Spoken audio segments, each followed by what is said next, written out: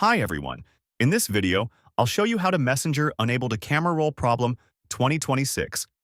Unable to load Camera Roll Messenger. First, open the settings on your phone. Scroll down and tap on Apps or App Management.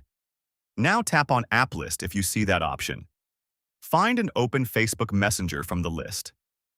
Here, tap on Storage or Storage Usage. Now tap on Clear Cache. Now go back and open the Google Play Store. Search for Messenger. If you see an Update button, tap on it to update the app to the latest version. Updating the app can fix bugs and errors like this. If there is no update available, then simply uninstall the Messenger app from your phone. After uninstalling, go back to the Play Store and reinstall it again. Once installed, open the app and log in to your account. Make sure to allow all permissions, especially photos, media, and files access, otherwise your camera roll will not load. After doing all these steps, your problem should be completely fixed, and you will be able to access your gallery in Messenger without any issue. And that's it.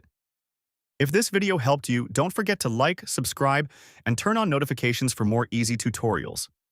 Thanks for watching, and I'll see you in the next one.